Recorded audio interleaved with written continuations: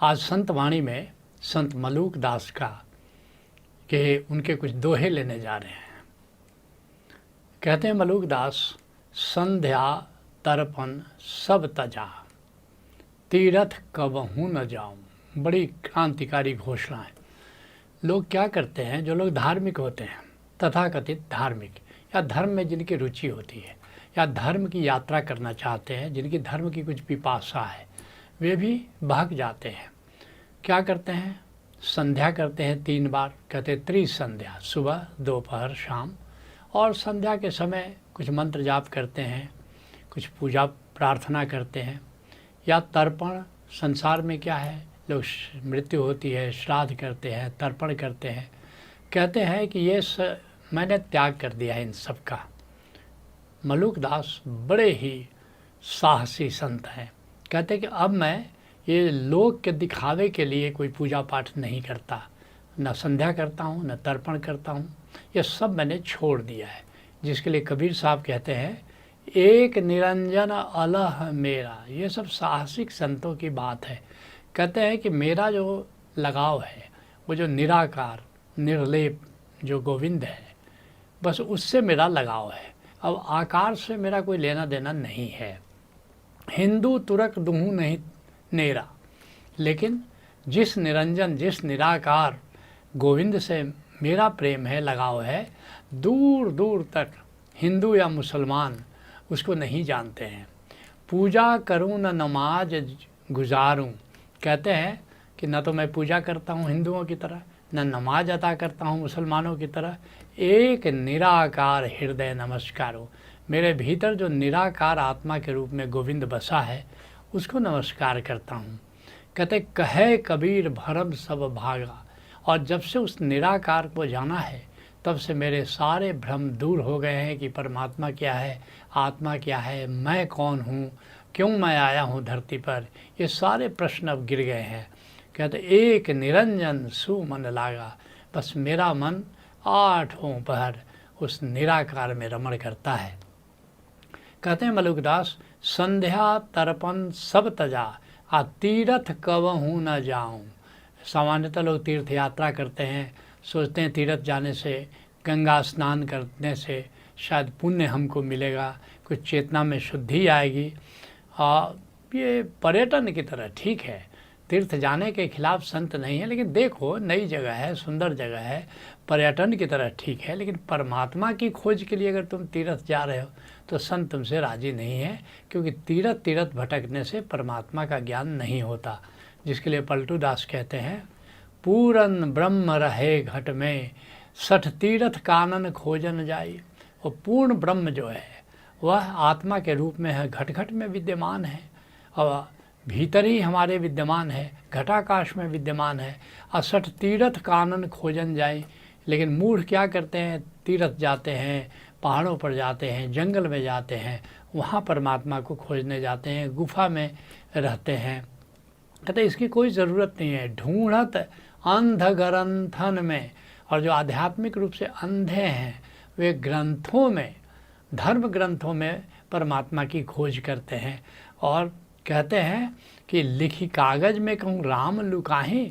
कहते हैं कि क्या उन धर्म ग्रंथों में लिखे हुए कागज़ में, आखिर धर्म ग्रंथ है क्या, वो लिखा हुआ कागज़ है, क्या वहाँ परमात्मा छुपा हुआ है जो इतनी मेहनत कर रहे हो, इतना परिश्रम कर रहे हो। कहते हैं मलूक दास, हरि हीरा हृदय बसे।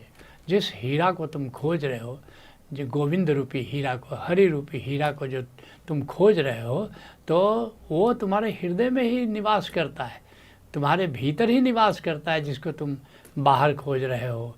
जिसके लिए कबीर साहब कहते हैं, हरि हीरा जन जो हरि। हीरा गोविंद है, और जो उसके जन हैं, जो साधु जन हैं, जो संत जन हैं, वे जौहरी, वे पारखी हैं कि ये गोविंद है। लय लय मांडी हाट।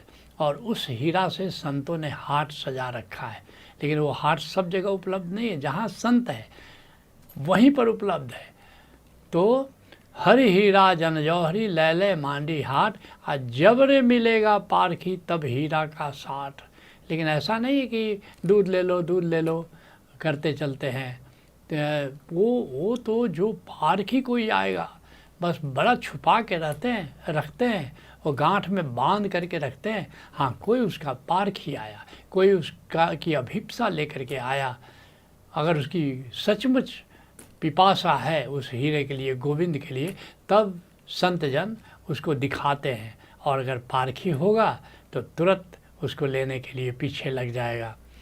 कहते हैं कि मलुकदास की हरि हीरा हृदय बसे ताही भीतर नहाऊ। अगर तुमको नहाना है तो भीतर ही तुम्हारे हीरा का खजाना है, भीतर ही मानसरोवर है, भीतर ही गंगा बह रही है, उस गंगा में नहाओ, उस मानसरोवर में नहाओ। कहते हैं, जिसके लिए राजस्थान के दरिया साहब कहते हैं, मथुरा काशी जाए द्वारिका और 68 तीरथ नहावे। कहते हैं लोग मथुरा जाते हैं, काशी जाते हैं, द्वारिका जाते हैं, 68 तीर्थ हैं भारत में, उसमें स्नान करते हैं। और सतगुरु बिना न शोध नहीं कोई। लेकिन अगर सतगुरु नहीं मिलता है तो कहीं भी तुम्हारी शुद्धि नहीं होगी। तुम सोचते हो तीर्थ स्नान से पाप धुल जाएगा, नहीं। सतगुरु के पास अगर सतगुरु की संगत मिल जाए तब हमारे पाप धुलते हैं, हमें कर्म बंधों से हमें छुटकारा मिलता है। कहते हैं कि मथुरा काशी जाए द्वारिका 68 तीर्थ नावे, और सदगुरु बिना न शोध नहीं, सदगुरु बिना शोध नहीं कोई, और फिर गोता खावे। तुम कितनी बार गोता खाओ, कितनी बार डुबकी लगाओ, गंगा में शुद्धि होने वाली नहीं है। कहते हैं मलुकदास, मक्का मदीना द्वारका और बद्री और केदार, कहाँ कहाँ लोग नहीं जाते हैं। मुसलमान मक्का जाते हैं, मदीना जाते हैं, हिंदू द्वारका जाते हैं, बद्रीनाथ जाते हैं, केदारनाथ जाते हैं। कहते हैं इससे कुछ होने वाला नहीं है। जिसके लिए कबीर साहब कहते हैं, आत्मज्ञान बिना जग झूठा। अगर तुम्हें आत्मज्ञान नहीं हुआ है तो तुम्हारे लिए जग झूठा है। अगर आत्मज्ञान हो जाए तब जग में ब्रह्म दिखाई पड़ने लगता है, लेकिन जब तक आत्मज्ञान नहीं हो ये जग ये झूठा है। जग से संबंध बनाना, जग में रमण करना, इससे कुछ होने वाला नहीं है, ये सब निरर्थक है। आत्मज्ञान बिना जग झूठा, क्या मथुरा क्या काशी, मथुरा हो काशी हो ये सब जगत का ही हिस्सा है। कहते हैं इसके लिए नीरज बड़े प्यारे अंदाज में कहते हैं कि कोई जावे पुरी द्वारिका, कोई जावे काशी, आ कोई तपे त्रिवेणी संगम, कोई मथुरावासी, आ उत्तर दक्षिण पूरब पश्चिम भीतर बाहर सब जग जाहिर। अन्यों के 100 तीर्थ हैं, मेरे वृंदावन बस तुम हो। धनियों के तो धन है लाखों, मुझ निर्धन के धन बस तुम हो। कहते हे गोविंद, जग के लोग हैं, संसार के लोग हैं, उनके लिए नाना प्रकार के धन है। कोई तीर्थ जाता है, कोई सोना चांदी अर्जित करता है, लेकिन मेरे तो धन हे गोविंद तुम ही हो। यही भक्त की मनोदशा है, यही संत की मनोदशा है। कहते हैं मलुकदास, बिना दया सब झूठ है, कहे मलूक विचार तुम। सब तीर्थ चाहते हो, ये सब सार्थक है यदि भीतर करुणा हो, प्रेम हो, दया हो। नहीं तो भीतर कठोरता हो तो तुम क्या सोचते हो तीर्थ जाने से कोई परिष्कार होने वाला है? नहीं है। बिना दया सब झूठ है, कहे मलूक विचार। जिसके लिए कबीर साहब कहते हैं कि दया भाव हृदय नहीं और ज्ञान कथय बेहद। बहुत सारे लोग हैं मंच पर बैठ करके उपदेशक बन जाते हैं, धर्मोपदेशक बन जाते हैं, लेकिन हृदय उनका कठोर होता है। तो भीतर अगर दया भाव नहीं है तो मंच पर बैठकर बड़े बड़े उपदेश देने से कोई फ़ायदा नहीं है। ते नर कहीं जाएंगे, सुनी सुनी साखी शब्द। और बड़े बड़े साखी, बड़े बड़े जो धर्म ग्रंथों की बातें हैं उनका उदाहरण देते रहते हैं, तो इससे कुछ होने वाला नहीं है, ये केवल पाखंड है। कहते हैं मलुकदास कि राम राय घट में बसे, ढूंढत फिरे उजाड़। ये कैसी विडम्बना है कि राम हमारे घट में निवास करता है और उसको खोजने के लिए हम निर्जन स्थानों में जाते हैं, हिमालय जाते हैं, गुफाओं में जाते हैं, कंदराओं में जाते हैं, श्मशान में तक में कुछ लोग जाते हैं। वहाँ कहीं परमात्मा मिलेगा? अरे परमात्मा तो हमारे घट में विद्यमान है। जिसके लिए राजस्थान के दरिया साहब कहते हैं, दुनिया भरम भूल बौराई, आत्म राम सकल घट भीतर, जाके सुन ना पाई। कैसे ये दुनिया भूली हुई है, पगलाई हुई है, जो आत्म राम है, जो आत्मदेव है, वो सबके घट के भीतर है। उसको हम खोजते नहीं, उस पर ध्यान नहीं देते। जाकी सुध ना पाई, उसकी खोज हम लेते नहीं, और परमात्मा को खोजने हम कहाँ कहाँ जाते हैं। कहते हैं मलुकदास, कोई काशी कोई प्राग में बहुत फिरे झकमार।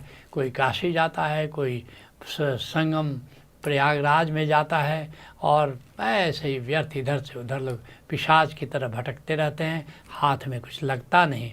जिसके लिए कबीर साहब कहते हैं, सुनता नहीं धुन की खबर, हाथ में कैसे लगेगा जब उस ओंकार को जानोगे। वो जो धुन गूंज रही है भीतर और बाहर सर्वत्र, उससे जब परिचित होगे। सुनता नहीं धुन की खबर, अनहद का बाजा बाजता, वो अनाहत नाद सदा गूंज रहा है। जब उसका पता चलता, वो मुद्दा जब हाथ लग जाता है, तो फिर अध्यात्म में गति शुरू होती है। काशी गया और द्वारका तीरथ सकल भरमत फिरे। काशी कोई जाता है, कोई गया जाता है, कोई द्वारका जाता है, नाना प्रकार के तीर्थ में भ्रमण करता रहता है। गांठी न खोली कपट की, तीर्थ गया तो क्या हुआ। अरे कपट की गांठ को खोलो, होशियारी बंद करो, भीतर सरलता, दया, सत्य, संतोष, क्षमा, इन गुणों को अपनाओ। तब जा कर के परमात्मा का सिंह द्वार तुम्हारे लिए खुल जाता है। संत वाणी को यहीं विराम देते हैं।